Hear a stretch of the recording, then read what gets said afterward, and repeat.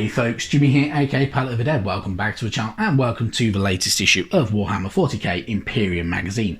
Now, as per usual with all these videos, if you like them, hit the like button, subscribe to the channel if you haven't already, and of course, drop a comment down below. I love hearing back from you guys, and it goes a massive way to help the channel too. Now, this week we're on issue 53 of Imperium magazine, and we have our final part to the Triarch Stalker, but we got the first parts last week. So if you're like me and you haven't built it yet, you have got these essentially 3 parts of sprues to kind of get going with. But yeah, really good stuff. I must admit, really looking forward to building it as well. It could be a really good fun one to do. You have different weapons to choose from if you wanted to, so entirely up to you how you want to go about building it. But your build guide was in last week's issue. The data sheet was in last week's issue as well, if I remember rightly. And of course, we're ready to use it this week, but when you finish building it, really. But yeah, really good stuff. And the painting guide is in this week's issue as well. So, without further ado, let's jump into the issue. So, first off, we are greeted by one of the other war zones within the 41st millennium, and this is war zone Vigilus. So, when the Great Rift tore into being, it became visible in the skies above the planet Vigilus. The Imperium's enemies soon followed, descending upon the world from the skies, the ground, and the warp. So, the hive sprawls of Vigilus were already aflame, assailed by orcs and Xenos cultists, when the first sign of a Chaos Space Marine incursion was detected at the furthest edge of the system. Soon enough, the Chaos Space Marines of the Black Legion made their way to Vigilus, led by Harkon Worldclaimer, Herald of Abaddon. So, Vigilus is prime location for the Nachmund Gauntlet, and right on the very edge of the warp. So the Nachmund Gauntlet is one of the very few relatively safe passages between the Imperium Nihilus and Imperium Sanctus, and is therefore an extremely important location. Harkon Worldclaimer seeks to seize this route so that his War Master may strike towards the heart of the Imperium and enact his war vengeance upon the Emperor. So, there are a few main factions fighting over Vigilus, one of them being the Genestealer cults. The terrible conditions imposed upon the citizens of Vigilus have proven fertile breeding ground for the Genestealer cults. Violent uprisings have seen entire hive cities fall to the Xenos cultists. Then there are the Chaos Space Marine, so Abaddon, the Despoilers, Black Legion, seek to take the Vigilus system by force and break open the Nachmund Gauntlet. They are accompanied by countless renegade warbands and elements of other traitor legions. And then there are the Speed Freak Orcs. So, the Orcs of Vigilus are engaged in a speed war, careening across the planet's barren landscapes and spreading destruction and chaos wherever their supercharged vehicles may take them. So, if you're unaware, the Speed Freak Orcs are a pretty cool faction within the Orc ranks, really, using supercharged vehicles, and they are all about speed. And yeah, really cool. I must admit, I like them. They just look so much more fun. But yeah, really good stuff. And then we get a few more bits of information, including the Void Claw. So Vigilus plays host to an ancient relic of the Dark Age of technology known as the Void Claw. Located at the heart of the Citadel Vigilant, this device is capable of opening singularities that can bypass all shields and barriers, unleashing a wave of energy that has a similar destructive effect to that of a black hole. So, a pretty unique weapon, which Abaddon seeks to wrest control of the weapon and turn it against the Imperium. An Imperial High Command knows that it cannot allow the War Master to achieve his goals, for in his hands could the Void Claw turn the tide of galactic conflict and hasten an end to the reign of the Emperor, and much more. Then we move on, we get more information about the forces of the Adeptus Sororitas, including their vehicles.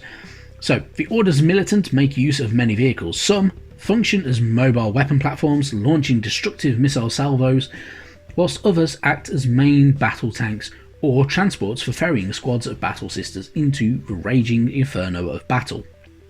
So, with the Adeptus Sororitas, the main thing that they do utilise is the fact that the vast majority of the Imperium really uses the Rhino chassis.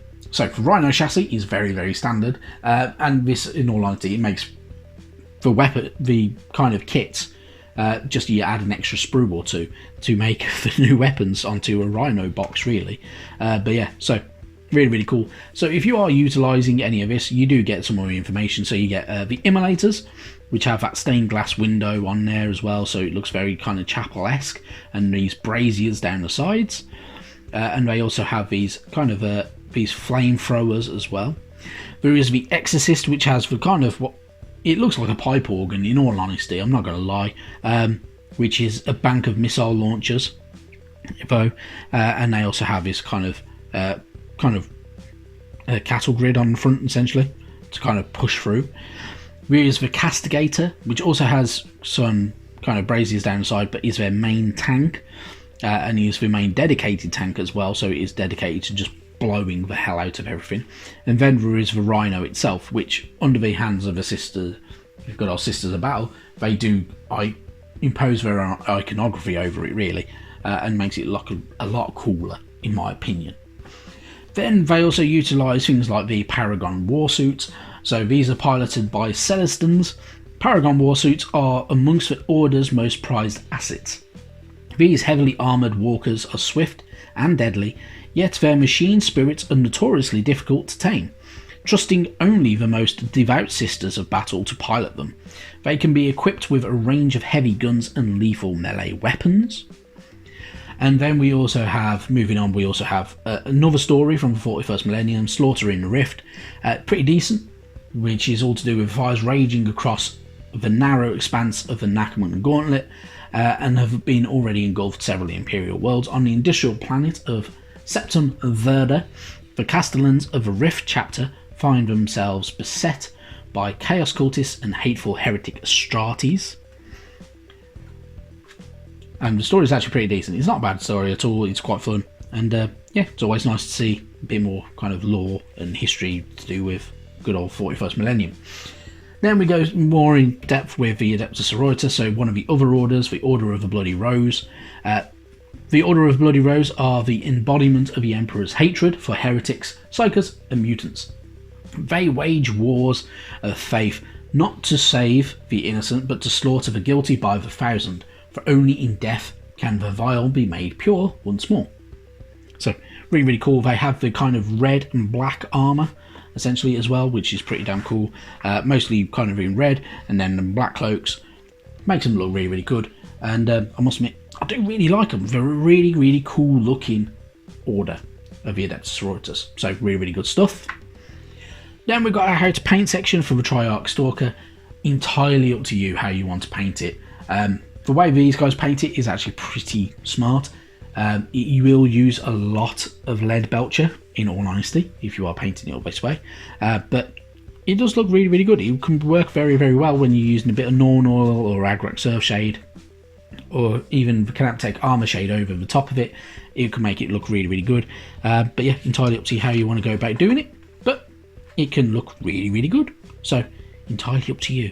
But have a bit of fun with it. Entirely, yeah, as I say, by all means, paint it up how you want to paint it. But if you follow the guide, you can get it looking something like that. So it'll have these little scratch marks on it, which makes it actually stand out really, really nicely and makes it look a little bit more battle worn as well. And then, of course, you do have several different weapons. Entirely up to you how you want to go about doing it. Personally, I think I'm going for the Heat Ray because it looks pretty damn cool. Then we get more kind of in-depth with the factions. So we get our Necron rules and their stratagems.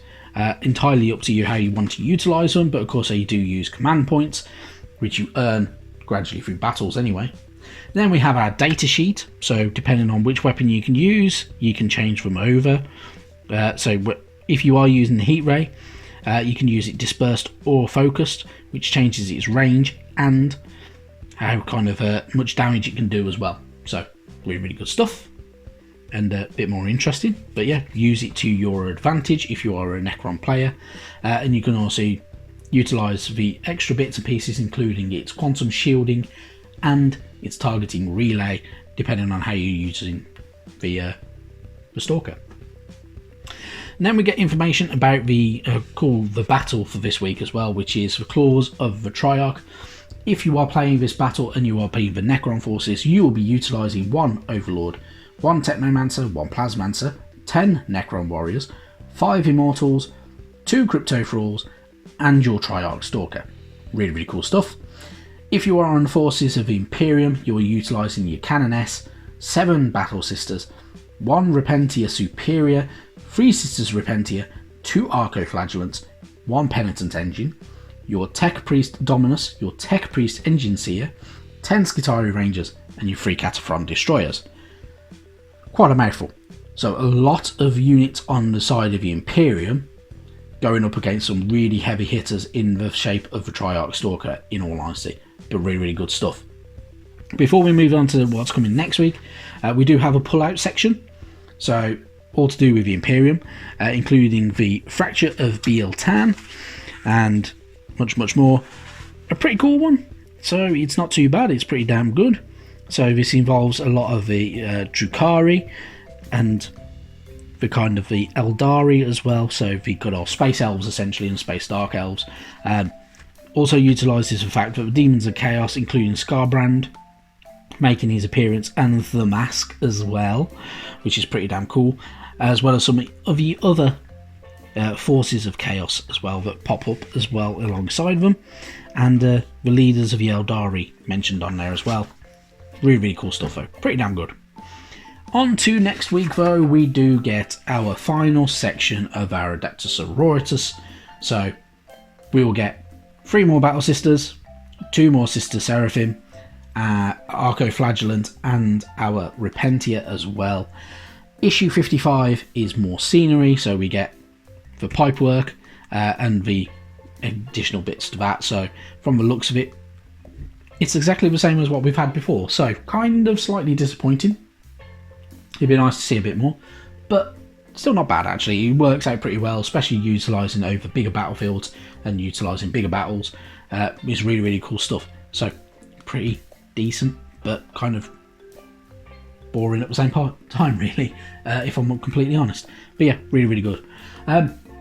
The magazine, of course, obviously powering on really quite nicely. Yeah, what if was going on with Stormbringer though, who knows. At the moment, it looks like it is actually a second trial that they're doing for Stormbringer magazine. So it looked like it was going to be released. Now it seems to have been pushed back, and it seems to be on a second trial. So it's only in selected areas of the UK. I'm guessing it's because they didn't have enough sales data from before. So they are going back to the drawing board, revamping it a little bit, and pushing forward again with it. Fingers crossed it comes out sometime soon. Although, granted, my wallet would prefer it if it comes out a little bit later, so I'm not spending too much more on Warhammer, because I haven't got the time to paint it all. But yeah, really, really good stuff anyway. But as soon as we get more information about what's going on with Stormbringer properly, it will be in Games Workshop stores for the first 4 issues, like Imperium was and like Mortal Realms was. And then it'll be a case of either subscribing or getting it from your local news agent and getting them to reserve it. But really, really good. And yeah, I kind of can't wait now. I'm looking forward to it. I want them good old Stormcast Eternals, and I'm looking forward to getting some Gargants as well, because why not? Anyway, thank you very, very much for watching and tolerating me ramble. And I will see you sometime soon. Thank you very much. Bye bye now.